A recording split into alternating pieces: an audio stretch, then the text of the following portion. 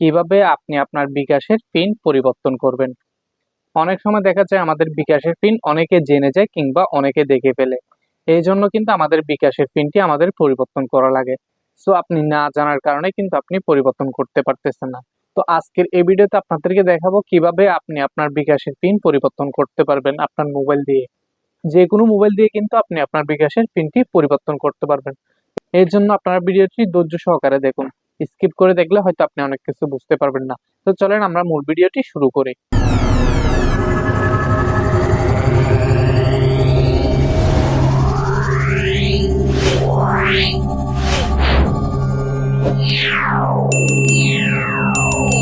তো প্রথমত আপনাদের চলে যেতে হবে আপনাদের মোবাইলের ডায়াল প্যাডে, ঠিক আছে?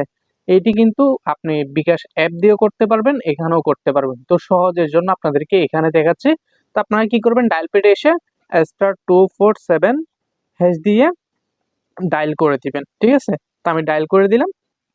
তো ডায়াল করার পর আপনারা এখানে দেখতে পাচ্ছেন ৯ নাম্বার অপশনে মাই বিকাশ নামে যে অপশনটি আছে, আপনারা মাই বিকাশে ৯ নাম্বারে এখানে ৯ সিলেক্ট করে আপনারা সেন্ড অপশন যেখানে দেখতে পাচ্ছেন সেন্ডে একটি ক্লিক করে দিবেন, ঠিক আছে?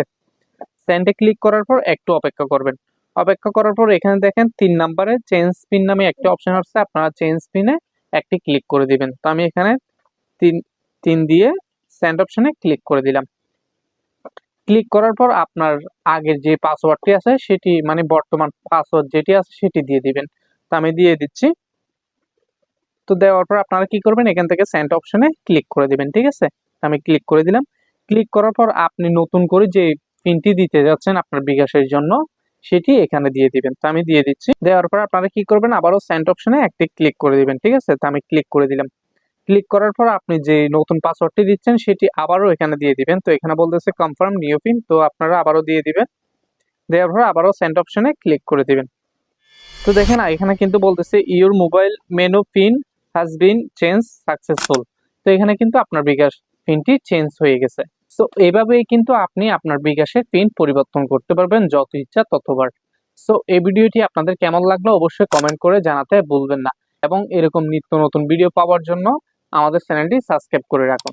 তো ধন্যবাদ, আজকের মতো এতটুকু। নেক্সট কোনো ভিডিওতে আপনাদের সাথে আবার দেখা হচ্ছে। ততদিন ভালো থাকবেন, সুস্থ থাকবেন। আল্লাহ হাফেজ।